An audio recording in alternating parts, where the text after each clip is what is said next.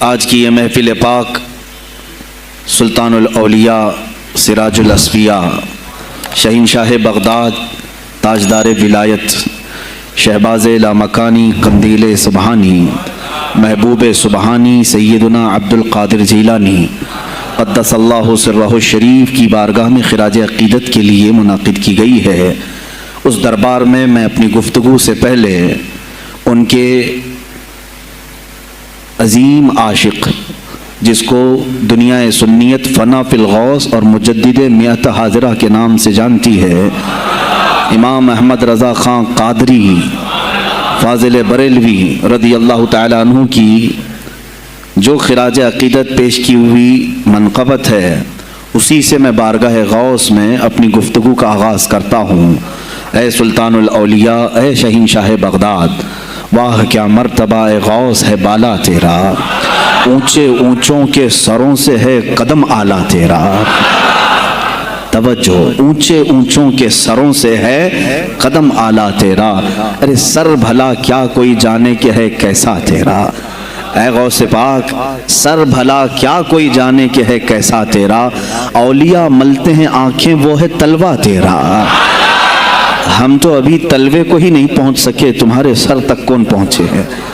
اولیاء ملتے ہیں آنکھیں وہ ہے تلوہ تیرا۔ وہ شہنشاہ بغداد اگر ممبر پر کھڑے ہو کر کے اعلان کر دے قدمی ہادی علی رقبتی کل ولی اللہ، میرا یہ پاؤں تمام اولیاء کی گردنوں پر ہے، تو پھر ہند کے خطے سے معین الدین اجمیری بھی یہ کہتے ہوں کہ بل علی رأسی و علی عینی، اے سلطان الاولیاء صرف آپ کا قدم گردن پر نہیں میرے سر پر بھی ہے۔ اور پھر اولیاء کاملین نے پکار کر کے دربار غوث میں یوں کہا تھا جب آپ نے اعلان کیا میرا یہ قدم اولیاء کی گردنوں پر ہے، جس کی گردن بنی ممبر اولیاء، جس کا ممبر بنی گردن اولیاء، اس قدم کی کرامت پہ لاکھوں سلام۔ انہوں نے جب اعلان کیا تو کیا اولیاء کاملین نے جواب میں کیا کہا تھا؟ جواب میں کیا کہا تھا؟ غوث پاک نے جب بغداد سے پکارا تو پورے مشرق و مغرب شمال و جنوب کے اولیاء نے یوں کہا تھا، یہ دل یہ جگر ہے، یہ آنکھیں یہ سر ہے۔ یہ دل یہ جگر ہے، یہ آنکھیں یہ سر ہے، جہاں چاہو رکھو قدم غوث اعظم۔ گردن ہی کیا ہے، یہ دل ہے، یہ جگر ہے، یہ آنکھیں ہیں، یہ سر ہے، آپ کی مرضی جہاں ہو میرے آقا آپ قدم رکھتے ہیں، جہاں چاہو رکھو قدم غوث اعظم۔ عزیزان گرامی وقار، تاجدار بریلی نے شہنشاہ بغداد کی بارگاہ میں پیش اس طرح سے کیا کہ جو ولی قبل ہوئے یا بعد ہوئے سب ادب رکھتے ہیں دل میں میرے آقا تیرا، سارے اقطاب جہاں کرتے ہیں کعبے کا طواف، کعبہ کرتا ہے طواف در والا تیرا۔ اے شہنشاہ بغداد، تیری میری قسمت کی قسم کھائیں سگانے بغداد، ہند میں رہ کے بھی دیتا رہوں پہرا تیرا، ہند میں رہ کے بھی دیتا رہوں پہرا تیرا۔ سرکار بغداد کی بارگاہ میں پھر استغاثہ کرتے ہوئے اعلیٰ حضرت بریلوی رحمۃ اللہ تعالیٰ علیہ یوں عرض کرتے ہیں، اے شہنشاہ بغداد، تجھ سے در سے سگ اور سگ سے ہے مجھ کو نسبت، میری گردن میں بھی ہے دور کا ڈورا تیرا، اس نشانی کے جو سگ ہیں نہیں مارے جاتے۔ جس کی گردن میں قادری پٹا ہو، جس کی نسبت سلسلہ قادریہ سے ہو گئی ہو، اس کے لیے اعلیٰ حضرت بریلوی فرماتے ہیں اس نشانی کے جو سگ ہیں، ہم کتا پاک ہیں شہنشاہ بغداد کے، اس نشانی کے جو سگ ہیں نہیں مارے جاتے، حشر تک میرے گلے میں رہے پٹا تیرا۔ اور اے سننے والو، میں نے اپنے آپ کو سگ کہا، کتا کہا، تو کہیں تم اس خیال میں نہ آ جانا کہ کتا معمولی ہوتا ہے۔ آگے اعلیٰ حضرت نے اس کا بھی سوایہ کر دیا، کیا دبے جس پہ حمایت کا ہو پنجہ تیرا، کیا دبے جس پہ حمایت کا ہو پنجہ تیرا، ارے شیر کو خطرے میں لاتا نہیں کتا تیرا، شیر کی تک پرواہ نہیں کرتا غوث پاک کا کتا۔ تو میں نے اپنے آپ کو کتا کہا تو اس بھول میں نہ رہ جانا کہ کتے کو کوئی بھی مار لے جائے گا، اٹھا لے جائے گا۔ ہم نے کہا ہے دربار غوث کا کتا جو شیر کو بھی خطرے میں نہیں لاتا ہے۔ عزیزان گرامی وقار، بارگاہ غوث میں جو جھوم کر کے اشعار امام احمد رضا خان فاضل بریلوی رحمۃ اللہ تعالیٰ علیہ نے بیان کیے ہیں، وہی ہماری گفتگو کا خلاصہ بھی ہیں۔ سرکار بغداد سیدنا عبد القادر جیلانی رضی اللہ تعالیٰ عنہ، یقیناً آپ کے ولی کامل ہونے پر تقریباً پوری امت کا اتفاق ہے۔ اتفاق کا مطلب صرف بریلویوں کا نہیں، دیوبندی بھی مانتے ہیں, اہل حدیث بھی مانتے ہیں, شیعہ بھی مانتے ہیں. غوث پاک رضی اللہ تعالیٰ عنہ کی ولایت سے ان میں سے کسی کا انکار نہیں. آج بھی بغداد میں جائیں, لنگر بٹ رہا ہوتا ہے, شیعہ بھی کھا رہے ہیں. غوث پاک رضی اللہ تعالیٰ عنہ کا لنگر آج بھی بٹ رہا ہے.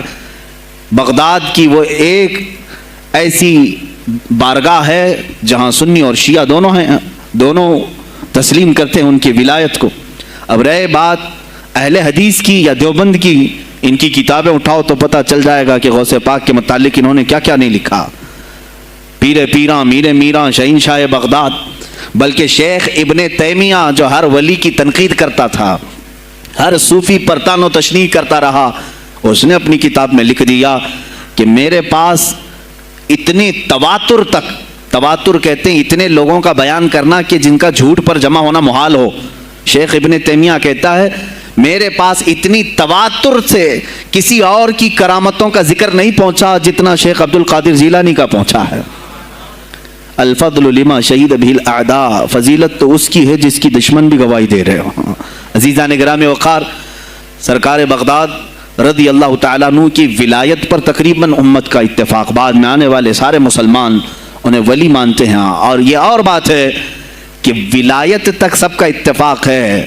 اب غوث کے مقام کے متعلق الحمدللہ ہم منفرد ہیں اس میں, اس لیے کہ ہم انہیں غوث اعظم بھی کہتے ہیں, استغاثہ بھی کرتے ہیں. یہ ایک الگ ٹاپک ہے جہاں شرک بدعت اور کفر کے فتوے لگتے ہیں کہ بریلوی اللہ کو چھوڑ کر اولیاء سے مانگتے ہیں, اور یہ بیویوں سے مانگ لیں تو کوئی حرج نہیں, ہاں اپنے بچوں سے مانگ لیں تو کوئی حرج نہیں, بلکہ چپراسی اور نیتاؤں سے مانگ لیں تو کوئی حرج نہیں. کسی صاحب نے آ کر کے مجھ سے کہا تھا آپ غوث اعظم کیوں کہتے ہیں؟ اعظم اللہ ہوتا ہے سب سے اعظم. غوث کہیں ٹھیک ہے. سلفی صاحب تھے, ہم نے کہا کہ آپ کو سرکار عبد القادر جیلانی کو غوث اعظم کہنے پر اعتراض ہے, لیکن ایک چوڑا چمار ملک کا پرائم منسٹر بن جائے تو اسے وزیر اعظم کہہ دیتے ہیں, کوئی دقت نہیں آپ کو. وہاں اعظم کہتے ہیں آپ, اعظم کہنے میں آپ کو وہاں جھجک بھی نہیں آتی, اور غوث پاک کو اعظم کہنے میں آپ کو شرم آنے لگتی ہے. یہ اپنے اپنے نصیبے کی بات ہے. آپ کا اعظم کوئی اور ہے, ہمارا اعظم کوئی اور ہے. عزیزان گرامی, سرکار بغداد شہنشاہ ولایت سلطان الاولیاء سیدنا عبد القادر جیلانی رضی اللہ تعالیٰ عنہ, ماں کے پیٹ سے ہی ان کو ولایت عطا کی گئی. یہ وہ اولیاء میں سے ہیں جن کا پیدائشی اللہ تعالیٰ نے منتخب فرمایا ہے. بلکہ جس وقت آپ کی ولادت ہوئی, یہ شعبان کا آخری دن, اور آپ کی والدہ ماجدہ کے بطن سے آپ اس عمر میں پیدا ہوئے جب عورتوں میں اولاد کی امید ختم ہو چکی ہوتی. آپ کی ماں کی عمر 60 سال کی تھی جب آپ پیدا ہوئے. یہ خود اپنے آپ میں ایک کرامت ہے. اور سرکار بغداد رضی اللہ تعالیٰ عنہ جب جیلان میں پیدا ہوئے تو آپ کا معمول تو دیکھیں, آپ کی ماں خود بتاتی ہیں, دوسرے سال غالباً لوگوں کو چاند میں شک ہو گیا, 29 کا چاند نظر آیا کہ نہیں آیا. بعض کہنے لگے ہو گیا ہوگا, بعض کہنے لگے نہیں ہوا ہوگا. تو یوم الشک کہتے ہیں, یعنی 30واں جو شعبان کا ہوتا ہے, وہ ایک رمضان بھی ہو سکتا ہے, 30 شعبان بھی. تو لوگ آئے حضرت فاطمہ ام الخیر کے پاس جو غوث پاک کی ماں ہے, پوچھا کہ کل کا چاند ہوا کہ نہیں ہوا, ہمیں شک ہو گیا ہے. آپ نے کہا چاند ہو گیا ہے اور رمضان شروع ہو چکا ہے. کہا کیسے؟ کہا صبح سے میرا بیٹا عبد القادر دودھ کو منہ نہیں لگایا ہے, اور میرے بیٹے کا یہ معمول ہے پچھلے رمضان سے ہی. جس وقت غوث پاک پیدا ہوئے رمضان شروع تھا. ان کی ماں کہتی ہیں سحری سے لے کر افطار تک غوث پاک اپنی ماں کا دودھ نہیں پیتے تھے. یہ بچپنے میں ماں کی گود میں روزے کا آپ کے اوپر کوئی مکلف نہیں تھے, آپ احکام شریعت ابھی آپ کے اوپر لاگو نہیں تھے, لیکن اللہ کا ایک ولی آتا ہے تو وہ نظام خدا قائم کرنے کے لیے آتا ہے. آج میں اسی پر گفتگو کرنا چاہوں گا. اللہ کے اولیاء ظاہر کیوں ہوئے دنیا میں اور کیوں آتے ہیں؟ ان کا سب سے بڑا مقصد دنیا میں آنے کا, جلوہ بار ہونے کا, وہ یہ ہوتا ہے کہ نظام خداوندی کو زمین پر قائم کریں. جس کی کائنات ہے اسی کی بات یہاں پر قائم ہونی چاہیے. اب یہ باتیں وقت کے ساتھ گزرتی جاتی ہیں اور لوگ بھول جاتے ہیں. آپ سب کو پھر میں یاد دلا دوں, میرے عزیز, میں نے بھی اور آپ نے بھی اللہ سے ایک وعدہ کیا ہے. ہماری روحوں نے اللہ سے وعدہ کیا ہے. جب اللہ تعالیٰ نے ہمیں پیدا بھی نہیں کیا تھا اس وقت ہماری روحوں کو بلا کر اس نے ایک وعدہ لیا, الست بربکم, کیا میں تمہارا رب نہیں ہوں؟ میں تمہارا مالک اور خالق نہیں ہوں؟ تو سب کی روحوں نے کہا تھا قالوا بلا وربنا، کیوں نہیں مولا، تو ہی تو ہمارا رب ہے۔ رب تعالیٰ نے فرمایا کیا تم اسی وعدے پر برقرار رہو گے دنیا میں جانے کے بعد؟ سب نے کہا تھا ہم وعدہ کرتے ہیں مولا اسی پر باقی رہیں گے۔ یہاں آنے کے بعد کتنے وہ لوگ ہیں جو اس کی ربوبیت کا اقرار کرتے ہوئے اس کائنات میں صرف اس کے گن گاتے ہیں۔ کفار و مشرکین تو وعدہ خلاف ہیں، توڑ دیے، انہوں نے اللہ کے علاوہ کسی اور کو خدا بنا لیا، لیکن تم نے اللہ اکبر تو کہا، زبان سے تو تم نے تسلیم کیا، لیکن تمہارا رہن سہن یہ بتاتا ہے کہ تمہارا مالک کوئی اور ہے، کسی اور کو راضی کرنے میں لگے ہوئے ہو، کسی اور کی دریوزہ گیری کر رہے ہو، کسی اور کی خوشامدی میں کھڑے ہوئے ہو، درباروں کے آستانوں کے دروازوں پر تمہارا کھڑا ہونا گھنٹوں پر کسی کو راضی کرنے کے لیے، یہ تمہارا عمل بتاتا ہے کہ تم نے رب اعلیٰ کو اکبر نہیں سمجھا۔ وعدہ تو تمہاری روحوں نے کیا تھا کہ تیرے سوا کسی کو ہم حاکم نہیں تسلیم کریں گے، حاکم اعلیٰ صرف اللہ ہے۔ اولیاء کاملین یہی بات یاد دلانے کے لیے آتے ہیں، پھر تمہیں یہ یاد دلانے کے لیے آتے ہیں، اور جس شان سے وہ دنیا میں آتے ہیں بچپن سے ہی ان کے حالات ایسے ہوتے ہیں کہ شریعت طاہرہ کی پابندی ان کے ہر قول و عمل میں نظر آتی ہے، ہر قول و عمل میں۔ اس لیے کہ ہم جس کی زمین پر ہیں اور جس کی آسمان کے نیچے ہیں، بات ہوگی تو صرف اسی کی ہوگی، بات ہوگی تو صرف اسی کی ہوگی۔ مجھے ایک بات یاد آتی ہے، سرکار مفتی اعظم ہند رحمۃ اللہ تعالی علیہ، آپ کے سامنے کوئی صاحب تقریر کر رہے تھے، یہ زمین سب کی ہے، ان کی بھی ہے، ان کی بھی ہے، ان کی بھی ہے۔ آپ نے کہا چپ رہو، زمین اللہ کی ہے اور صرف اللہ کا نام ہو۔ یہ سب کی ہمت نہیں بولنے کی، زمین اللہ کی ہے اور اللہ ہی کا، یہاں پر اللہ ہی کی بولی بولی جائے، اسی کے لیے زیب دیتا ہے۔ جس کے گھر میں رہ رہے ہو اسی کی بات کرو۔ میرے عزیزو، آج کے جو حالات ہیں نا، آج کے جو حالات میں نے پڑھا، اس سے بھی زیادہ ڈینجر حالات اس زمانے کے تھے۔ آج لوگ حالات کی شکایت کرتے ہیں، بہت سارے علماء مولانا ہم سے کہتے ہیں حالات اب صحیح نہیں ہیں، ویسے نہیں ہے پہلے۔ میں تمہیں غوث پاک کے حالات بتاتا ہوں، اس وقت سیاسی حالات کیا تھے۔ اس وقت سیاسی حالات اتنے خطرناک ہو چکے تھے، بغداد میں شیعوں نے اپنا گڑھ جمایا تھا، یہاں تک کہ ہر عالم پر، ہر واعظ پر، ہر امام مسجد پر پابندی تھی، سیدنا ابو بکر صدیق اور حضرت عمر کا کوئی نام نہیں لے سکتا تھا، کوڑے مارے جاتے تھے۔ شیخین کا اگر کسی نے نام لے لیا کسی عالم نے، کوڑے مارے جاتے تھے۔ خلیفہ واثق باللہ تک یہ تاریخ چلی بغداد میں، اور سلطنتیں ٹوٹ چکی تھیں، سیاسی حالات اس قدر خراب ہو چکے تھے، چھوٹی چھوٹی ٹکڑیوں میں بٹ چکے تھے مسلمان۔ مصر کی طرف دیکھیں تو فاطمی حکومت قائم ہو گئی تھی، وہ اپنے آپ کو فاطمی کہہ رہے تھے۔ بغداد میں عباسی خاندان حکومت کر رہا تھا، اور وہ بھی سمٹ کر کے صرف بغداد کے اطراف رہ گئی بس۔ پھر ترکی کی طرف دیکھیں تو سلجوکی خاندان تھا، ایک ایک ٹکڑا حکومت کر رہا تھا، اور یہی آپس میں دست بگریباں تھے، ایک دوسرے سے لڑ رہے تھے۔ اور پھر پلس اس پر ایسا کہ بازنطینی جو عیسائی تھے، صلیبی تھے، ان سلطنتوں کو آپس میں لڑا کر کے اس قدر شدت پیدا کر چکے تھے کہ بغداد والا مصر نہیں جا سکے، مصر والا ترکی نہ آ سکے۔ پھر ادھر بخارا، سمرقند، نیشاپور، یہ جو رشیا میں ہیں آج، ازبکستان وغیرہ میں، یہاں الگ ایک سلطنت قائم تھی، اور ہند میں الگ کفرستان تھا۔ سب جگہ الگ الگ حالات تھے، اور مسلمانوں کے لیے اس زمانے میں ایسے حالات ہو گئے جیسے لاک ڈاؤن ابھی کا سیم۔ میں آپ کو بتا دوں سچویشن، لاک ڈاؤن میں کیا ہوا تھا معلوم ہے؟ یہ ہمارے طلبہ دیکھیں 8 مہینے سے بیٹھے ہوئے ہیں، مدارس میں نہیں گئے، حفظ قرآن کر رہے تھے، عالم دین بن رہے تھے، مدرسے بند ہیں نا، گھروں میں بیٹھے کچھ تو آوارہ گردی کر رہے ہیں۔ اسی طرح کالج کے بچے بھی، اسکول کے بچے بھی، سب چھوٹے ہوئے ہیں لاک ڈاؤن کی وجہ سے۔ سیم یہی سچویشن اس زمانے میں ہوئی۔ بغداد علمی مرکز تھا، کوفہ اور بصرہ علم کے مرکز تھے، آپسی رنجشوں کی وجہ سے بادشاہوں کی طلبہ ایک جگہ سے دوسری جگہ کا سفر نہیں کر سکتے تھے، بغداد کے سارے مدرسے بند پڑے ہوئے تھے، کیونکہ طلبہ آ نہیں سکتے۔ کہاں سے آئے تم؟ مصر سے آئے، واپس جاؤ، اس سلطنت میں کیا کر رہے ہو؟ اس طرح کی سختیاں، یہاں تک کہ یہی زمانہ ہے جب حسن بن صباح نام کا ایک ایسا منافق جس نے اس زمانے کے بادشاہوں کو خرید لیا اور کچھ لوگوں کو نشے کا خوگر بنایا. حشیشین وغیرہ آپ نے سنا ہو, صلاح الدین ایوبی کا زمانہ ہے. غوث پاک سے صرف 4 سال بعد صلاح الدین ایوبی آئے, صرف 4 سال بعد. اس زمانے میں حسن بن صباح نے ہزاروں نوجوانوں کو نشے کا عادی بنا دیا تھا, ہزاروں نوجوان. اور کیسا نشہ, کوکین, افیون وغیرہ سب تو لے کر کے تو لوگ ہوش میں آ جاتے ہیں. وہ ایسا تھا کہ اس نے جو نشہ دکھایا تھا, ایک چھوٹے سے کمرے میں ان کو رکھتا اور انہیں بتاتا کہ یہ درخت ہیں, یہ نہر ہے, یہ محل ہے, یہ حور ہے, تو اسے وہ جنت ہی سمجھتے تھے. اور پھر اس کمرے سے باہر نکالتا اس کو, تڑپ تڑپ کے آدمی مر جاتا کہ مجھے میری جنت میں واپس کرو. وہ جنت نہیں, کمرہ ہوتا تھا, لیکن نشہ اسے ایسا کرایا جاتا تھا کہ اس کمرے کو وہ جنت سمجھنے لگتا تھا.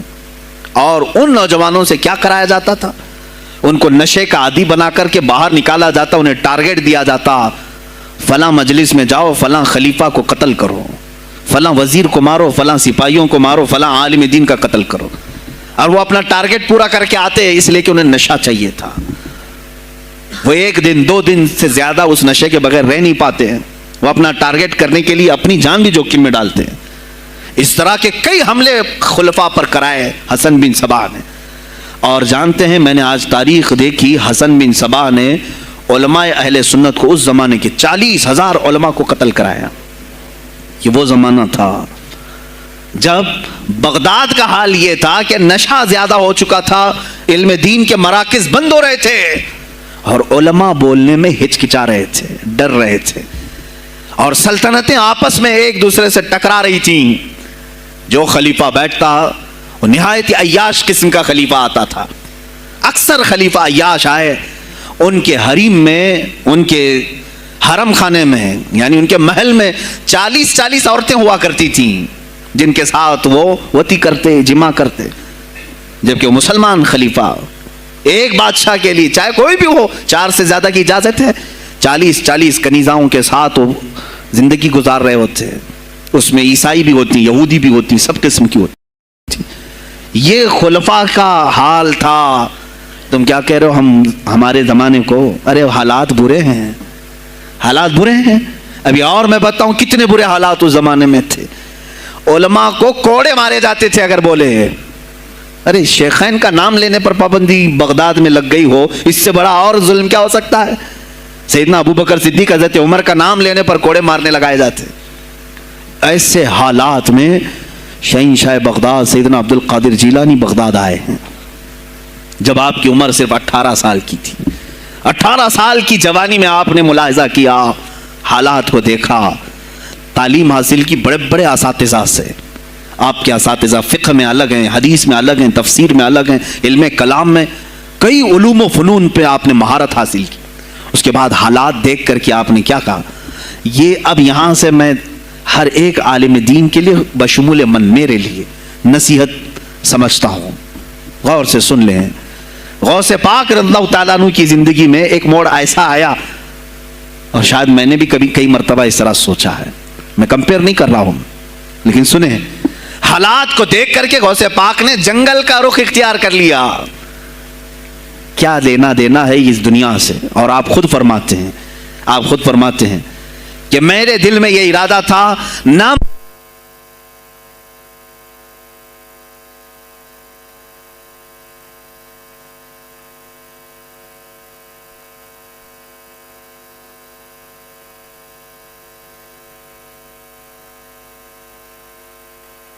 ہیں, میرا ارادہ ہوا جنگل میں ایسی جگہ رہوں کہ نہ مجھے مخلوق دیکھے اور نہ میں مخلوق کو دیکھوں, عبادت میں ایسے مصروف ہو جاؤں.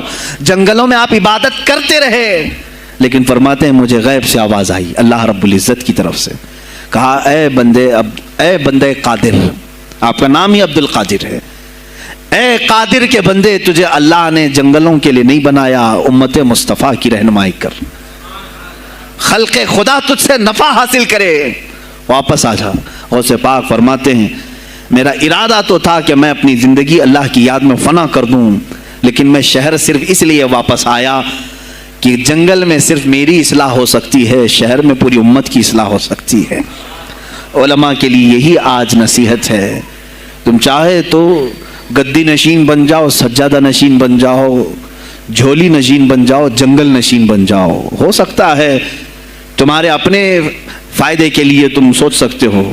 میں نے ابھی یہ کہا، میرے دل میں ارادہ تھا کہ گوشہ نشین ہو کر کے اپنی عبادت کریں، اپنی آخرت کی فکر کریں. نہیں، علماء کو اللہ تعالیٰ نے علم عطا کیا ہے امت مصطفیٰ کی رہنمائی کے لیے. یہ امانت ہے، چاہیں تو بھی چھپ نہ سکیں. عزیزان گرامی وقار، غوث پاک رضی اللہ تعالیٰ عنہ واپس بغداد آئے. اچھا، وہ اتنی عبادتوں کے عرصے میں جانتے ہیں کہاں کہاں کا سفر نہیں کیا انہوں نے؟ جنگلوں کا سفر، صحراؤں کا سفر، بیابانوں کا سفر، یہاں تک کہ سری لنکا کی سرزمین تک پہنچے، ملتان تک آئے.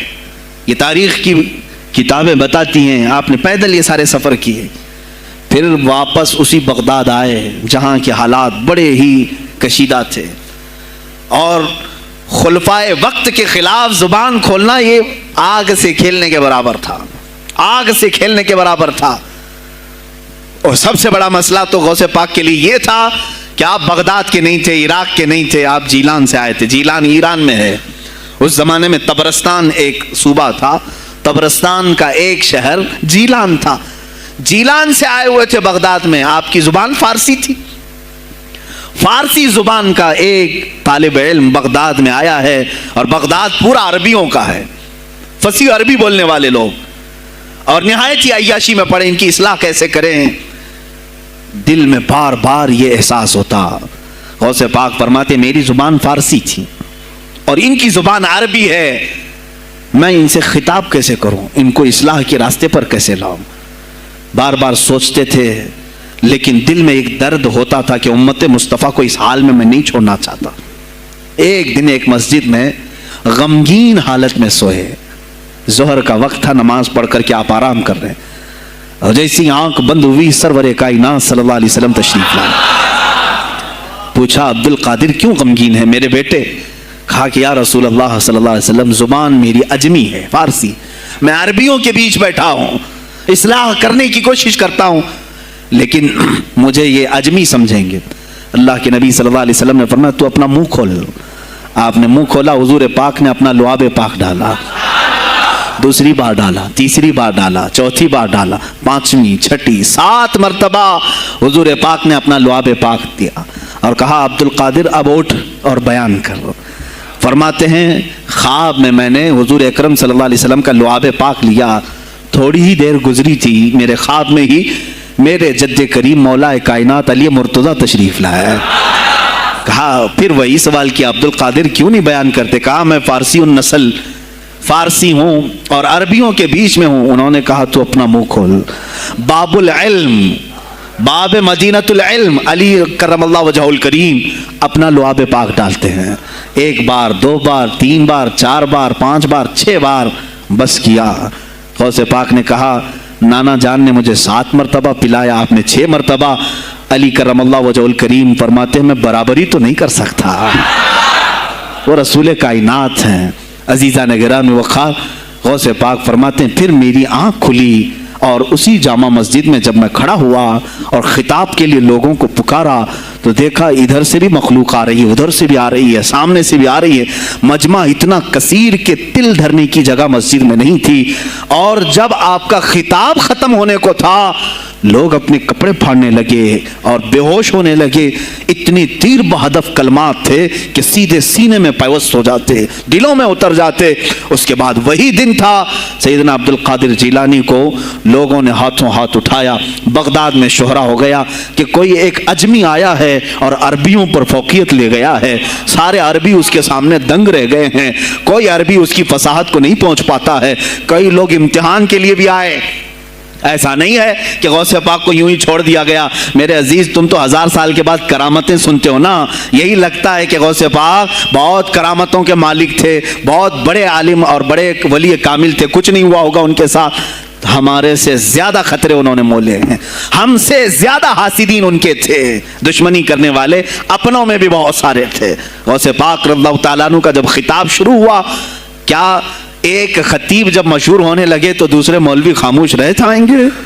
حسد کی چنگاری بھڑکتی ہے وہ غوث پاک کے خلاف بھی بھڑکی. اور بغداد میں جب یہ شورا ہونے لگا تو کئی علماء اس وقت کے جو بڑے بڑے پائے کے عالم ہیں, ان کی کتابیں آج بھی موجود ہیں, میں نام تذکرے نہیں کر رہا, لیکن انہوں نے ٹیسٹ لینے کی غرض سے, امتحان لینے کی غرض سے کئی لوگوں کو سوالات بھیجے. ایک دن مجلس میں ایسا تھا کہ غوث پاک تفسیر قرآن بیان کرتے تھے. تفسیر قرآن بیان کرنا غوث پاک کا محبوب مشغلہ تھا, روزانہ قرآن کی تفسیر عرض کرتے. ایک دن مجلس میں بڑے بڑے علماء کی جماعت, جس میں عبد الرحمن جوزی جیسے بڑے فقیہ محدث ہیں, ان کی ایک جماعت آئی.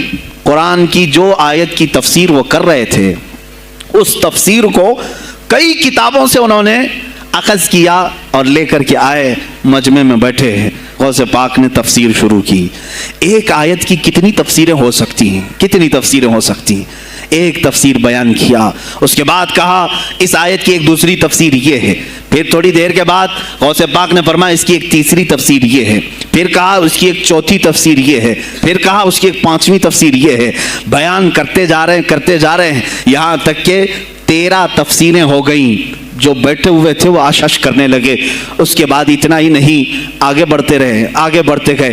40 تفسیریں ایک آیت کی آپ نے بیان کی. جو آئے تھے وہ کھڑے ہو گئے اور اس کے بعد غوث پاک رضی اللہ تعالیٰ عنہ کو دیکھنے لگے.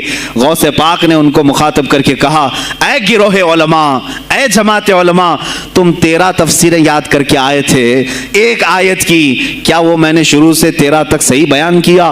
سب اپنے جبے اٹھانے لگے. کہا ہم تو یہ 13 تفسیریں پڑھ کر آئے تھے یہ سوچ کر کے کہ شیخ عبد القادر جیلانی کو 2-3 سے زیادہ تفسیریں نہیں آتی ہوں گی. 13 کے بعد آپ تو 40 تک پہنچے, وہاں تو ہمارا بھی علم نہیں پہنچا.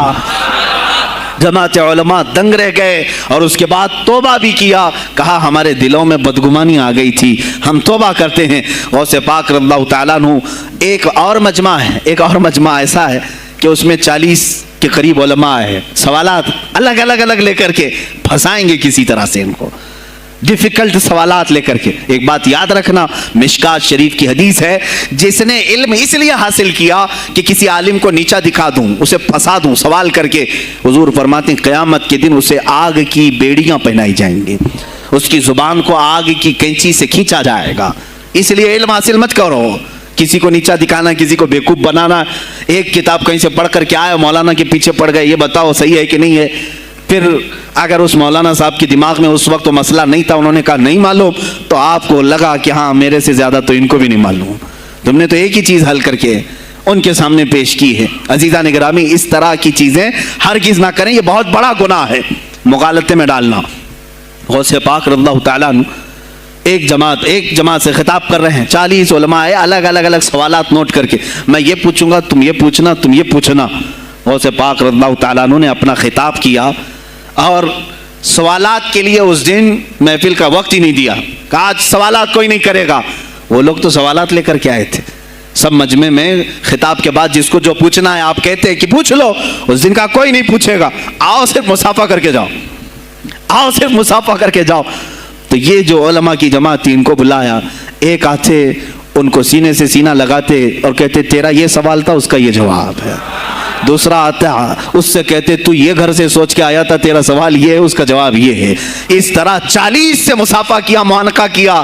ان کے سوالات کے پوچھنے سے پہلے جوابات بھی دے دیے اور اس کے بعد کہا کیا ہے گروہ علماء, تم سوال کرتے اور میں جواب دیتا تو عبد القادر کی کیا اس میں خصوصیت تھی؟ تم سوال بھی نہ کرو, میں جواب دوں, تب پتا چلے گا کہ میں بندہ قادر ہوں, میں قادر کا بندہ ہوں. تم نے سوال بھی نہیں کیا اور میں جواب دوں تو تمہیں احساس ہوگا کہ میں قادر کا بندہ ہوں. اللہ رب العزت کا کی صفاتی نام ہے. عزیزان گرامی وقار, علماء نے تنگ کیا, پریشان کیا, آپ کے مجموعوں کو روکنے کی کوشش کی, لیکن ایسا نہیں ہے کہ غوث پاک نے ہر ایک کو اپنی کرامت سے زیر کر دیا ہو, ان علماء کو پورا سلا دیا ہو. نہیں, فیس کیا ہے, مقابلہ کیا ہے, پریشانیاں اٹھائی ہیں. اور خلفاء کے وقت کے سلاطین کی بھی بہت ساری ایسی سختیاں تھی جس کو آپ نے برداشت کیا. کئی لوگوں نے آپ پر پابندیاں لگانے کی کوشش کی تھی. یہ تو سرکار غوث پاک کی استقامت تھی کہ آپ جمے رہے. اور سب سے بڑا کام آپ کا کیا تھا معلوم ہے؟ خانقاہ کے گدی نشینوں غور سے سنو, جو غوث پاک کا نام لیتے ہیں سرکار غوث پاک رضی اللہ تعالیٰ عنہ کی اس صفت کو میں بیان کروں تو یہ بغلیں جھانکیں گے ابھی.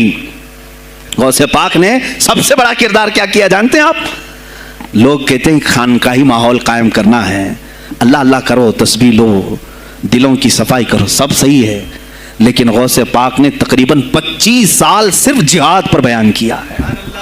صرف جہاد پر کہا کہ اے گروہ مسلمین، تم پر اللہ نے ذلت مسلط کر دی ہے اس لیے کہ تم نے کوششیں ترک کر دی ہیں. حکومتوں کو صحیح کرنے کے لیے آپ نے باگڈور سنبھال لی تھی. غوث پاک جب بیان کرتے منبر سے تو وقت کا جو تخت تھا وہ بھی ہلنے لگ جاتا تھا. خلیفہ مستنجد باللہ اس زمانے کا خلیفہ ہے اور تنگ آ گیا غوث پاک کے پاس. جب وہ بیان کرتے اور ان کی عیاشیاں کھول کھول کر کے ذکر کرتے تو لوگوں میں اب احساس جاگنے لگا، کوئی تو اللہ والا آیا ہے جو نظام خداوندی قائم کرنے کی بات کر رہا ہے، نظام مصطفیٰ قائم کرنے کی بات کر رہا ہے. بغداد کی یہ حالات جب ہونے لگے، عزیزان گرامی وقار، آپ کو سرکار بغداد رضی اللہ تعالیٰ عنہ کی تحریک میں بتاؤں. ترکی سے نکلنے والی خلافت عثمانیہ یہ غوث اعظم کی پیدا کی ہوئی تحریک تھی. اتنا ہی نہیں، آپ کے آخری زمانے میں سرکار خواجہ غریب نواز معین الدین چشتی رضی اللہ تعالیٰ عنہ کی ملاقات بغداد میں ہوئی. معین الدین اجمیری رضی اللہ تعالیٰ عنہ کی ملاقات ہوئی.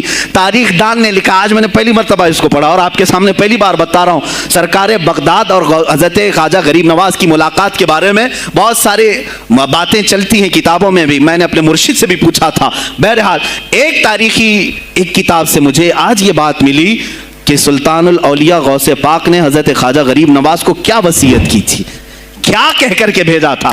ان کے پاس غوث پاک نے، غریب نواز نے بہت ساری انعامات، اوراد، وظائف، طرق، اجازات سب حاصل کیے، لیکن ہندوستان جب آئے کیا کیا انہوں نے؟ یہ بھی بتایا گیا کہ غوث پاک کی یہ تحریک تھی. کیا؟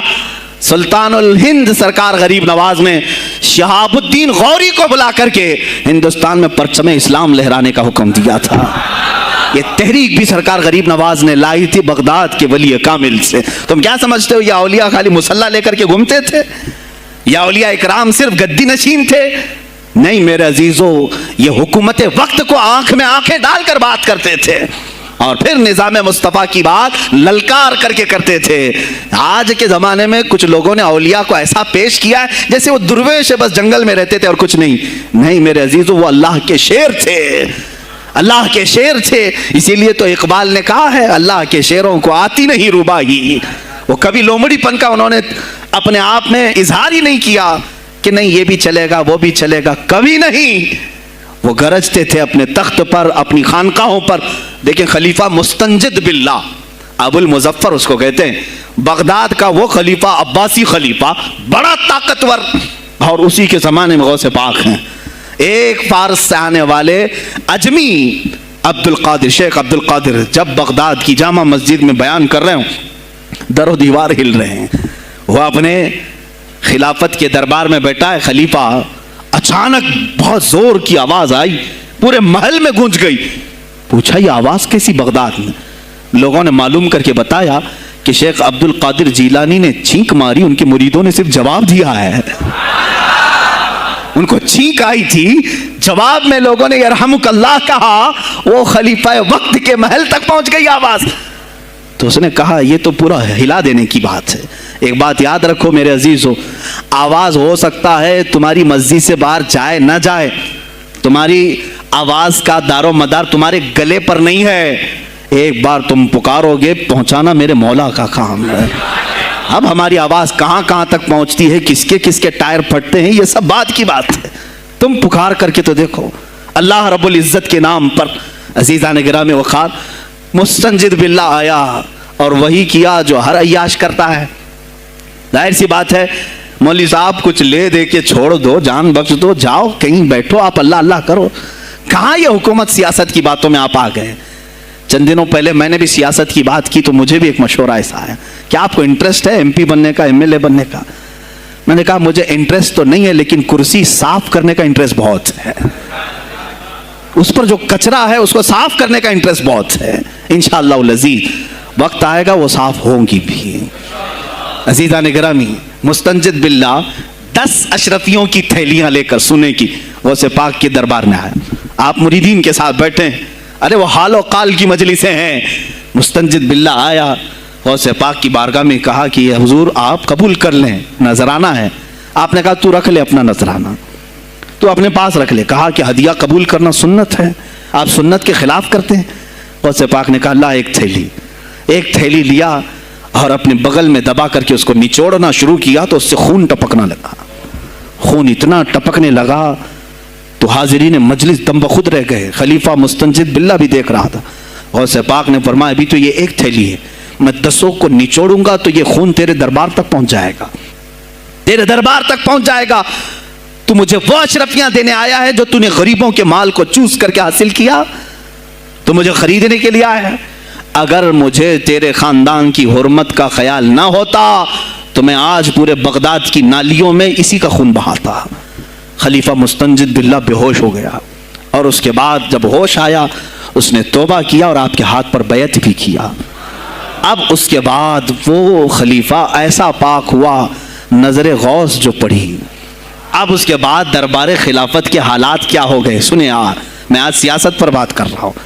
اب خلیفہ مستنجد باللہ کا دل جب صاف ہوا، 8 دن کے بعد وہ حاضر آیا. کہا سلطان الاولیاء اے شیخ عبد القادر جیلانی، آپ حکم فرمائیں کہاں کس طرح کا گورنر رکھنا چاہیے، گورنر کس طرح کا ہونا چاہیے. آپ نے غوث پاک نے اپنے خلفاء کو حکم دیا کہ لسٹ بنائی جائے، اسلامی سلطنت میں گورنر کون ہوگا.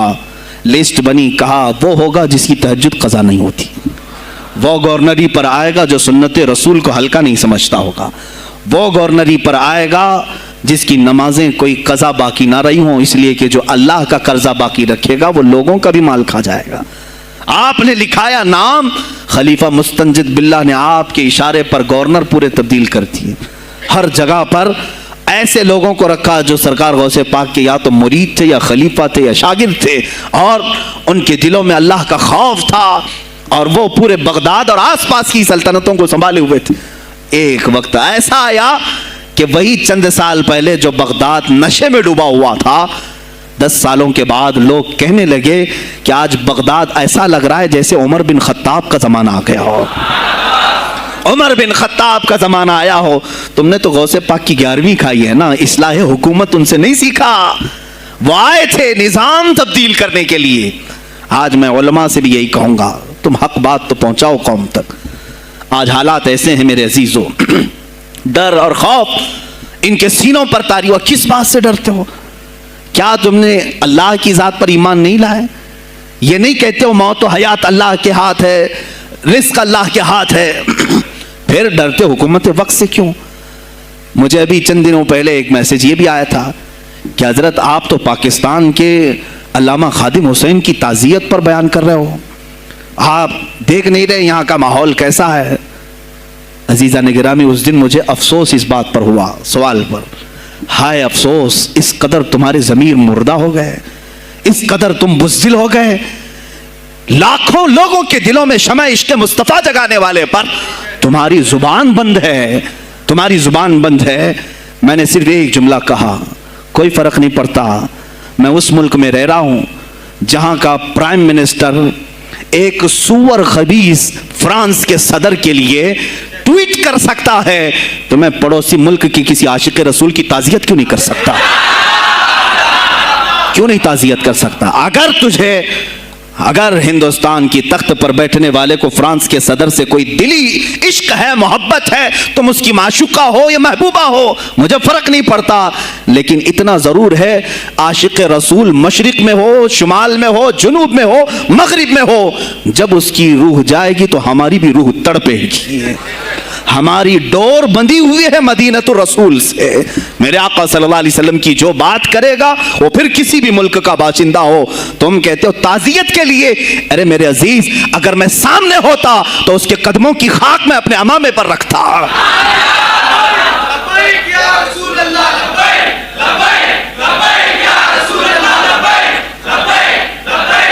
عزیزان گرامی وقار، یہ بہت خاموشی ہم نے اختیار کی، بہت خاموشی. کوئی بات نہیں، تم دیکھو گے حالات خراب ہونے کی جو شکایات آج کر رہے ہیں علماء، تم سب کے سب جاؤ گے۔ مجھے ابھی بچوں نے بتایا کوئی کانگریس کے لیڈر کا انتقال ہو گیا تو پیر صاحب تعزیت کے لیے باہر کھڑے ہو گئے، باہر آ گئے، ہم ان کی تعزیت کرتے ہیں۔ ڈوب مرو چلو بھر پانی میں، تمہاری گدی پہ ہی مر جاؤ۔ تمہاری زبانوں پر جب عاشق رسول کے لیے تعزیت کے الفاظ آنے میں ہچکچاہٹ آتی ہے، کون سا عشق رسول، کون سا کلمہ تم نے پڑھا ہے؟ غوث پاک کی اگر تمہارے اندر ذرا برابر بھی نسبت ہے تو میں کہوں گا میرے عزیزو، سلطان الاولیاء غوث پاک عاشق رسول ہی نہیں، فنا فی الرسول تھے۔ میرے نبی کی بات پر اگر کوئی انگلی بھی اٹھاتا، آپ یا تو اپنی کرامت سے اس کا منہ توڑ جواب دے دیتے۔ کسی عیسائی نے صرف یہ کہا تھا میرے نبی عیسیٰ افضل ہے، وہ مردوں کو زندہ کرتے تھے، آپ کو جلال آیا، کہا محمد افضل نہیں ہے اس لیے کہ وہ مردے زندہ نہیں کرتے تھے، آپ اس کا ہاتھ پکڑ کر قبرستان لے گئے۔ میرے نبی پر بات کرتا ہے، میں تجھے زندہ کر کے دکھاتا ہوں۔ اپنی کرامت سے مردے کو زندہ کر کے دکھایا۔ اب بول کون افضل ہے، عیسیٰ افضل ہے کہ میں افضل ہوں؟ تو نے تو عیسیٰ علیہ السلام کو مردے زندہ کرتے دیکھا تو نہیں، لیکن عبد القادر کو سامنے دیکھا۔ غوث پاک نے کہا میں اپنا موازنہ عیسیٰ علیہ السلام سے نہیں کرتا ہرگز، لیکن یاد رکھنا میرے نبی پر اگر زبان کھولے گا تو عبد القادر اپنے قدم سے اس کو جواب دے گا۔ وہ جواب دیتے۔ آپ کی زندگی ناموس رسالت کی حفاظت کے لیے گزری ہے۔ سلطان الاولیاء غوث پاک رضی اللہ تعالیٰ عنہ کی بارگاہ میں جب ایک سوال آیا کہ لوگ کہتے ہیں نبی ہر جگہ کیسے حاضر ہو سکتے ہیں، آپ نے خود کر کے دکھا دیا۔ کوئی صاحب آئے، کہا ہمارے گھر دعوت ہے آپ تشریف لائیں، کہا ٹھیک ہے آتا ہوں۔ تھوڑی دیر بعد دوسرے آئے، کہا ہمارے گھر دعوت آپ آئیں۔ سیم ٹائم پہ کئی 70 لوگ آئے، سب کی دعوت قبول کی۔ دوسرے دن شام میں لوگ آ کر کے فخر کر رہے ہیں آج میرے گھر شیخ عبد القادر جیلانی آئے تھے، دوسرا کہہ رہا نہیں میرے گھر آئے تھے، تیسرا کہہ رہا میرے گھر آئے تھے۔ ایک وقت میں سب گھروں پر کیسے؟ سبوں نے کہا انہیں سے پوچھتے ہیں وہ کہاں گئے تھے۔ جب لوگ آئے تو سننے میں یہ آتا ہے کہ آپ ایک درخت کے نیچے بیٹھے تھے، لوگ سوال کرنے کے لیے آئے، سب آپس میں کہہ رہے ہیں ہمارے گھر آئے تھے، ہمارے، آپ بتائیں کیا کس کے گھر گئے تھے؟ تو انہوں نے کہا درخت کے اوپر دیکھو۔ تو لوگوں نے درخت کے اوپر نگاہ ڈالی تو دیکھا ہر پتے پر شکل عبد القادر نظر آ رہی ہے۔ فرماتے ہیں اللہ نے عبد القادر کو یہ اتنی قدرت دی ہے کہ بیک وقت وہ کئی جگہوں پر حاضر ہو سکتا ہے۔ تو جب ایک غلام رسول کو اللہ نے یہ طاقت دی تو رسول مختار کو کتنی طاقت دی ہوگی؟ انہوں نے ناموس رسالت کو واضح کیا ہے میرے عزیزو۔ اولیاء کاملین اسی لیے آتے ہیں، وہ نبی کا پرتو بن کر کے آتے ہیں، اور آج ان کے نام کی 11ویں کھا کر کے موٹے ہو رہے ہیں، بس اور کچھ نہیں۔ اور لوگ یہ سمجھتے ہیں نفس کو موٹا کر کے تم اپنی زبانوں میں گھی لگا چکے ہو، بولو گے تو پکڑے جاؤ گے، بولو گے تو تمہارے اوپر کیس ہو جائے گا، ہو نہیں تو۔ میرے عزیزو آج تو حالات ایسے ہیں، میں رو پڑا کل جب مجھے یہ رپورٹ ملی کہ صرف ہندوستان کی سوشل میڈیا پر 25,000 پوسٹ میرے نبی کی شان میں گالیاں دی گئی ہیں، 25,000 لوگوں نے گستاخی کی ہے۔ تم بھی تو رات بھر انٹرنیٹ چلاتے ہو، پورا کا پورا وقت اپنے موبائل میں صرف کرتے ہو، جانا ہے تمہیں بھی میرے آقا کی بارگاہ میں، یاد رکھنا حضور پاک صلی اللہ تعالیٰ علیہ وسلم کے دربار میں جانے والے ہو اور تمہارا کوئی عذر قبول نہیں کیا جائے گا۔ ایک مولانا صاحب نے کہا کیا آپ اتنا بول رہے ہیں، آپ پر ایسے ایکٹ لگائے جائیں گے کہ زندگی بھر آپ کی ضمانت ہی نہیں ہوگی، آپ پر ایسے قانون لگائے جائیں گے کہ آپ کی زندگی بھر ضمانت ہی نہیں ہوگی۔ میرا دل یہ کہتا ہے اے لوگوں اس طرح جی کر فائدہ بھی کیا، ایسی آزادی کس کام کی جس میں روز اٹھتے ساتھ میرے نبی کی شان میں گستاخیاں ہم سن رہے ہوں اور حضور کو کوسا جا رہا ہوں، ہم کھاتے پیتے گھوم رہے ہوں۔ اس سے بہتر ہے کہ جیل کی کوٹری میں ہم زندگی گزار لیں، کل بارگاہ مصطفیٰ میں اٹھنے والا چہرہ تو رہے ہمارے پاس۔ اگر اللہ کے نبی صلی اللہ تعالیٰ علیہ وسلم نے سوال کر لیا پکڑ کر کے کہ تیرے زندگی میں تیری جوانی میں مجھ پر تو لوگ رنگیلا رسول کہہ رہے تھے، تو کیا کہہ رہا تھا؟ تو کیا کہہ رہا تھا اس زمانے؟ تم کیا کہو گے اے اللہ کے نبی میں مزدور تھا، میں کچھ نہیں کر سکتا تھا، میں غریب تھا، کام کاج کرتا تھا، میں کچھ نہیں کر سکتا تھا۔ یاد رکھو اس وقت میرے آقا تمہارے سامنے بلال حبشی کو لا کر کھڑا کر دیں گے۔ یہ کیا تھا بلال؟ یہ تو غلام تھا، اس کی پیٹھ پر سل رکھ کر کے پیٹھ گلا دی جاتی، تب بھی اپنی زبان پر میرا نام لینا نہیں چھوڑتا تھا۔ تم کون سی مزدوری کی شکایت لے جاؤ گے؟ بہانہ کرو گے اللہ کی بارگاہ میں۔ رسول کی بارگاہ میں بہانہ کرو گے؟ اے گروہ علماء، تم کو اللہ نے ممبر دیے ہیں خطابت کے لیے، اللہ نے اپنے رسول کا ممبر تمہیں دیا ہے، اس لیے نہیں کہ تم حکومت کی خوشامدی کرو، تم اپنے وقت کے طاغوتی قوتوں کی خوشامدی کرو، اس لیے نہیں، بلکہ آج تم سے قوم مصافحہ کر کے ہاتھ چومتی ہے صرف اس لیے کہ تمہاری زبان پر نام مصطفیٰ ہے۔ آج علماء کی جو عزت ہے صرف اس لیے، تمہاری پگڑیاں تمہارے جبے دیکھ کر کے قوم عزت نہیں کرتی، صرف اس لیے ان کے دلوں میں تم مچلتے ہو کہ تم مصطفیٰ کریم کی باتیں کرتے ہو۔ علماء کو جاننا چاہیے کہ تمہاری عزت نبی سے وابستہ ہے۔ آبرو ماذا نام مصطفیٰ است، ہماری آبرو، اقبال نے کہا تھا ہماری آبرو نام مصطفیٰ سے وابستہ ہے، اگر اسی نام کو کسی نے چھیڑا تو پھر ہمارا جی کر مطلب کیا ہے؟ ہم کس کام کے؟ میں ایک مثال سے سمجھاتا ہوں، مسجد ہے، دیوار کے پینٹ کو اگر کسی نے کھرچ لیا تو ہو سکتا ہے معاف کر دیں، ہم اس کو چھوڑ دیں، کسی نے لکیر نکال دی دیوار پر ہم چھوڑ دیں اس کو، لیکن میاں وہ ہمارے سامنے آ کر پلر ہلانے لگ گیا اور مسجد کا یہ پلر توڑنے لگ گیا، خاموش بیٹھو گے؟ اور اگر تم خاموش بیٹھے تو اس کا انجام کیا ہوگا؟ اس نے پلر ہلایا تو صرف پلر نہیں ٹوٹے گا، یہ چھت پورا سب کے اوپر گرے گا۔ آج ظالم کفار پورے تمہاری جڑ کو ہلا رہے ہیں، میرے نبی کی ذات کو، سیدھے مصطفیٰ کریم کی ذات کو ہلا رہے ہیں۔ اللہ کے حبیب صلی اللہ تعالیٰ علیہ وسلم کی ناموس کو ہلکے میں مت لینا میرے عزیزو، لاکھوں جانیں جاتی ہیں، جائیں اس نام پر، حضور اکرم صلی اللہ تعالیٰ علیہ وسلم کی ذات کو ہلکے میں مت لینا۔ اور اگر انہوں نے ہلانا شروع کیا ہے اگر حضور کی ذات پر، حیرت ہو رہی، 25,000 پوسٹ تم میں سے کس نے کمپلینٹ کی ہے؟ سائبر کرائم کو کمپلینٹ کر سکتے تھے، ہمارے جذبات کو ٹھیس پہنچا ہے، ہم آزاد ملک میں رہ رہے ہیں، میرے نبی سے چھیڑ چھاڑ کیوں ہو رہی ہے؟ کسی نے آواز اٹھائی؟ کچھ ہیں اللہ ماشاءاللہ، کچھ علماء، کچھ وکلا اس کے پیچھے لگے ہوئے ہیں، لیکن میرے عزیزو ہر مسلمان کا یہ حق ہے، تمہاری نسبت رسول پاک سے ہے۔ اب انہوں نے ہلانا شروع کیا تو انتظار کرو، جس دن یہ چھت گرے گی عذاب بن کر سب پیچھے جائیں گے، سب اس میں گرفتار ہوں گے انشاءاللہ العزیز۔ ہم مہم چھیڑیں گے، ہم مہم چھیڑیں گے اس بات کی، اگر آج تم کثرت میں ہو تو اس کا کیا مطلب جو چاہے تم کر لو گے؟ ہم اتنے گئے گزرے تو نہیں ہیں کہ ہمارے نبی کے اوپر بھی تم چلے جاؤ۔ ہاں ہمیں رون دیا، ہمیں مار دیا، ہمیں قتل کر دیا، سب برداشت کر لیا، لیکن اب اس سے آگے نہیں برداشت کریں گے انشاءاللہ العزیز۔ میں آواز دیتا ہوں اسی منبر سے، اے گروہ علماء، اے جماعت صوفیہ، اے خانقاہ کے گدی نشینوں، باہر آؤ، آؤ حکومت وقت سے ایک مطالبہ یہ کرو، اے حکومت وقت کے تخت پر بیٹھنے والوں، ہمارے ہند میں پارلیمنٹ میں بھی ایسا قانون پاس کرو کہ کوئی میرے نبی کی ذات پر بھونکے تو اسے موت کی سزا ہو جائے۔ ہم یہ چاہتے ہیں، اگر اس قانون کو تمہیں لانے میں کچھ زندگیوں کی ضرورت ہے تو یہ فقیر حاضر ہے اور میرے ساتھ بھی کچھ تمہارے لیے حاضر ہوں گے، لے لو ہماری جانیں اور ایک قانون ایسا بنا دو تاکہ قیامت تک پھر یہاں پر کوئی نہ بھونکے میرے نبی کی ذات پر۔ تم قانون صرف میرے نبی کے لیے نہیں، تم اپنے دیوی دیوتاؤں کے لیے بناؤ، شانتی سے رہو۔ ہم نے کبھی تمہارے خلاف بھونکا نہیں ہے، ہم نے کبھی دیوی دیوتاؤں کو چھیڑا نہیں ہے، اس لیے کہ اسلام اس کی اجازت نہیں دیتا، ہم گالی نہیں دیتے، ہم اسلام کی حقانیت سے بیان کرتے ہیں، لیکن خاموش رہنے کی یہ سزا ہمیں دی جا رہی ہے کہ ہمیں گالیاں دیتے دیتے یہ اب ہمارے نبی تک پہنچ گئے، ہماری ماں عائشہ صدیقہ تک پہنچ گئے، اور ہمارے تمام اکابرین اسلاف تک پہنچ گئے، اور 25 کروڑ کی تعداد میں خاموشی یہ اچھی نہیں ہے میرے عزیزو، اچھی نہیں ہے۔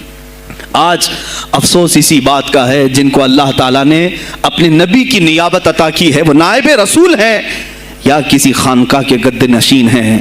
تم یہ مت سمجھ لینا کہ تمہارے آبا و اجداد کمال کے تھے، بزرگان دین تھے، تم چھوٹے جاؤ گے، نہیں، سوال تو ہوگا، تمہیں سوال ہوگا، مجھ سے بھی ہوگا، میں یہ نہیں کہہ رہا ہوں کہ میں کوئی الگ ہوں، سوال ہوگا۔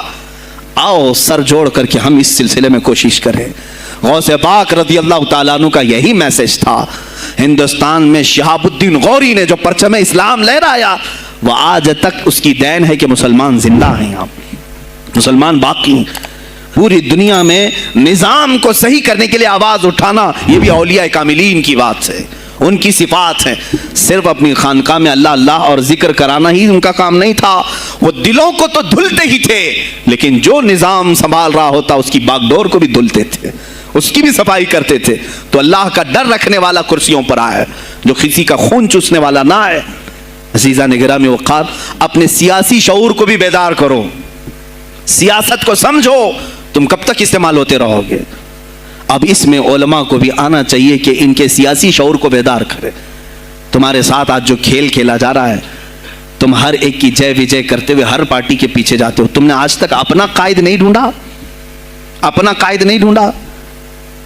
اور ان کو دیکھو، وہ کہتے ہیں کہ اگر پیٹرول 200 لیٹر بھی ہو جائے تو ہمارے قائد تو یہی ہیں، اس لیے کہ ہمارا ہم مذہب ہے، وہ ہمارے مذہب کی بات کرتا ہے۔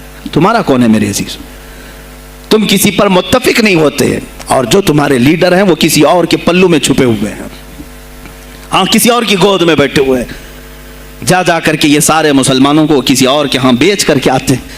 یہ سیاسی شعور بیدار کرو۔ مجھے معلوم ہے میری یہ باتوں کا سب سے زیادہ ایکشن کون لے گا، مجھے معلوم ہے سب سے زیادہ کس کو کھلبلی مچے گی، وہ بھی مجھے معلوم ہے، اسی لیے کہ میں ان سیکولر پارٹیوں کے بارے میں بول رہا ہوں جو چہرہ سیکولر بتا کر کے ہم آپ سب کے ووٹ لے کر کے چلے جاتے ہیں، اور پھر مجھے بتاؤ جن کو تم اپنا مسیحا سمجھ کر کے ان کے پیچھے جے جے کرتے گھومتے رہتے ہو، تمہارے مذہب پر آج کیا حملے نہیں ہوئے ہیں، کیا نہیں ہوئے؟ کشمیر آج تک جل رہا ہے، کہاں یہ کانگریس کیوں نہیں بات کرتی ہے جو پورے مسلمانوں کی مسیحا ہے؟ کہاں ہے وہ سماجوادی، وہ بی ایس پی، فلاں فلاں فلاں جو پارٹیاں جن میں سب مسلمان جاتے ہیں؟ کیا ان کو اتنا بھی شعور نہیں کہ وہ پارلیمنٹ میں اس کے خلاف بات کریں، کہیں کہ یہ مسلمانوں کے ساتھ ظلم ہو رہا ہے، ہم ان کے ووٹ لیتے ہیں؟ نہیں بات کریں گے، یہ صرف اور صرف تمہیں استعمال کرتے ہیں، اور انہیں معلوم بھی ہے ہم نے ان سب کو خریدا ہے، ان کے لیڈروں کے منہ میں اپنی زبان رکھی ہوئی، یہ کوئی بولے گا نہیں، انہیں معلوم ہے۔ تمہیں یہ اندازہ نہیں میرے عزیزو، آج میں بولوں تو لوگوں کو تکلیف ہوگی۔ کشمیر کے ایسے حالات ہیں، رو رہے ہیں وہاں پر۔ ایک مولانا ہے، مسجد کے امام ہیں، انہوں نے کہا، باضابطہ حلفیہ کہا نوجوان میرے پاس نماز کے لیے آتا تھا، اس نے یہ کہا کہ حضرت کیا سوسائڈ کرنے کی اجازت ہے؟ کہا کیوں؟ کہا میرے گھر میں کچھ لوگ داخل ہوئے، میں ان کا نام ذکر نہیں کر رہا ہوں، کچھ لوگ داخل ہوئے، مجھے ہاتھ باندھ کر کے کھڑا کیا، میری ماں اور میری بہن کو ننگا کیا، میرے سامنے کپڑے اتارے اور ان کی عزت لوٹی، اور اس کے بعد مجھے ہاتھ کھول کر کے چھوڑ دیا۔ مجھے بتائیں اس کے بعد بھی جینے کا کوئی مقصد رہتا ہے؟ مجھے بتائیں اس کے بعد بھی جینے کا کوئی حاصل ہے؟ یہ سب تمہارے ساتھ بھی ہوگا۔ جہاں میجورٹی ان کی مسلمانوں کی تھی وہاں یہ ننگا ناچ کر کے دکھایا ہے، تو یہاں تو تم بہت قلت میں ہو، تمہارے ساتھ بہت کچھ ہو سکتے ہیں، اب بھی اگر خاموش رہے۔ اسی لیے میں بار بار کہتا ہوں، اٹھو وہ گھر نہ حشر نہ ہوگا پھر کبھی، دوڑو کہ زمانہ چال اپنی چل گیا۔ تم اپنی سیاست کو منتخب کرو، تم اپنی قیادت کو منتخب کرو، اور اگر ابھی بھی سیاسی لاشعوری کی زندگی گزارتے رہو گے، لقمے بنتے چلے جاؤ گے، یہ کھاتے چلے جائیں گے۔ بات میں سلطان الاولیاء غوث پاک کی کر رہا تھا، لیکن مجھے یہ حالات پر گفتگو ضرور کرنی ہے، اس لیے کہ مجھے معلوم نہیں ہے کہ میری زبان پر کب تالے لگائے جائیں گے یا میری گردن پر کب چھری پھیری جائے گی، مجھے اس کا اندازہ نہیں۔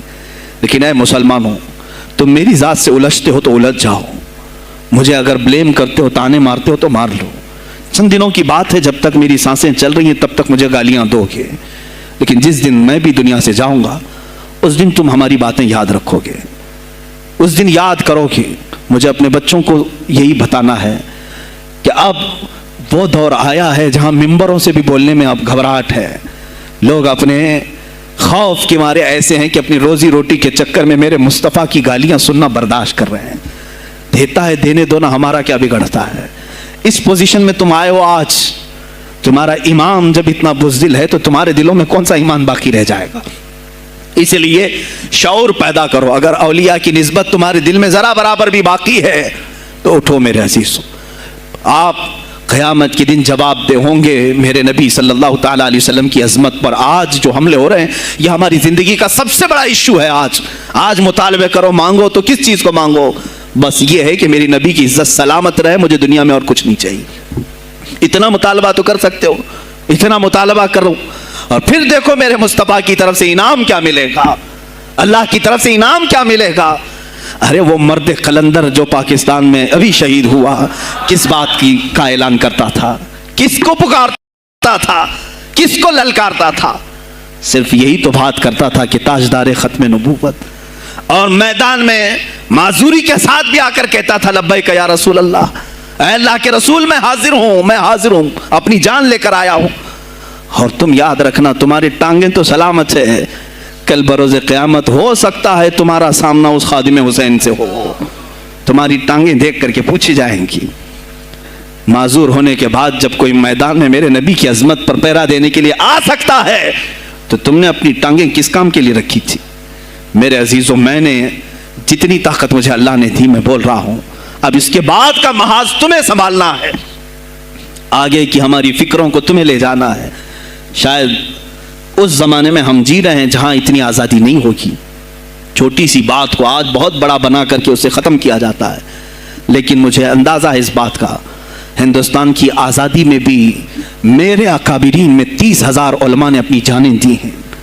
کشمیر سے لے کر دلی تک ہر درخت پر ایک عالم کی لاش لٹکی ہوئی تھی، ان کی جانیں، ان کی قربانیاں رائے گاہ نہیں گئیں۔ 70 سال سے ہم مزے لے رہے ہیں، ان کی قربانیاں ہیں یہ۔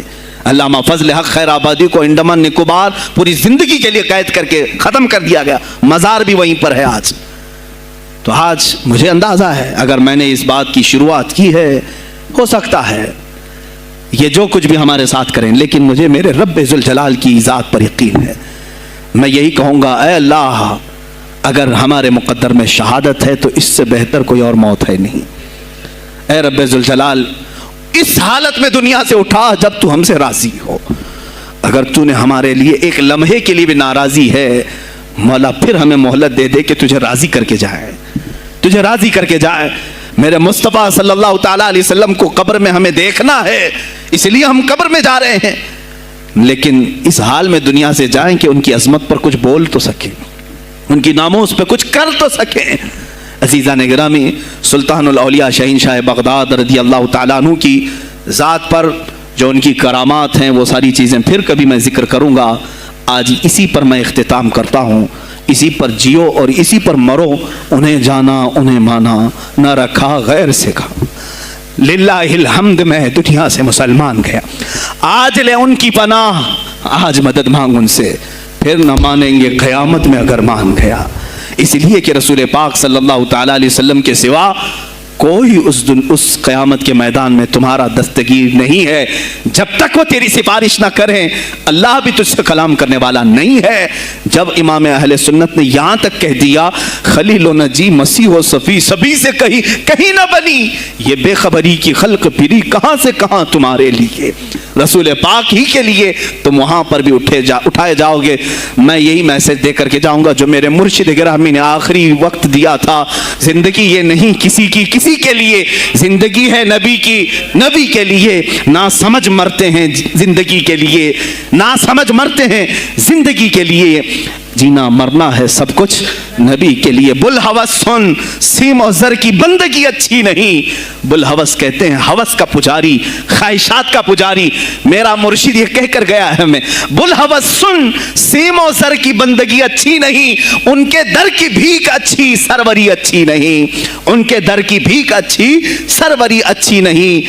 اور کہتے ہیں جو پیا کو بھائے اختر وہ سہانا راگ ہے، جو پیا کو بھائے اختر وہ سہانا راگ ہے، جس سے ناخوش ہو پیا وہ راگنی اچھی نہیں۔ جو میرے نبی کو ناپسند آئے وہ بات ہی اچھی نہیں، جو میرے نبی کو ناپسند کام ہو وہ کام ہی اچھا نہیں، جس سے ناخوش ہو پیا وہ راگنی اچھی نہیں۔ وآخر دعوانا الحمدللہ رب العالمین۔ السلام علیکم۔